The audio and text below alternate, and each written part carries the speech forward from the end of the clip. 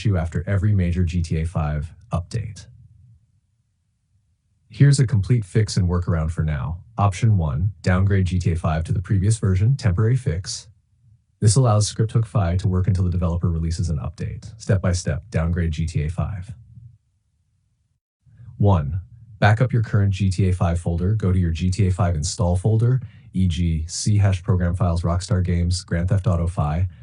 Copy the entire folder to a backup location.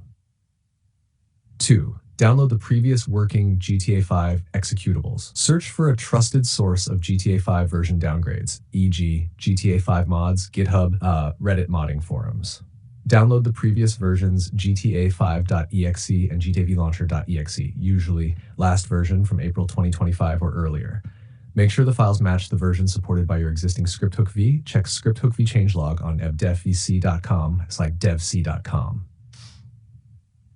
3. Disable auto updates. Steam, right-click GTA 5 in Steam Library, Properties, Updates, set to only update this game when I launch it.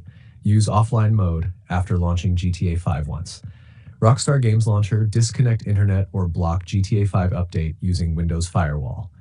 Epic Games, rename GTAVlauncher.exe to block updates or launch in offline mode. 4. Paste the old executables.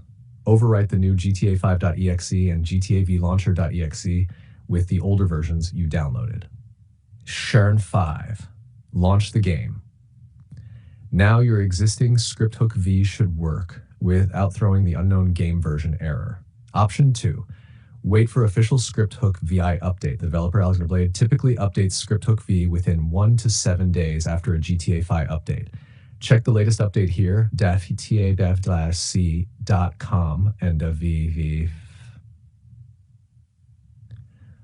Option 3. Use mods with alternative loaders. Risky. Some modders patch older ScriptHookV versions unofficially. These are risky and not recommended unless you trust the source. Don't do this. Don't try to force old ScriptHookV into a new version without proper downgrades. Don't update GTA 5 if you're actively using mods. Keep backups always.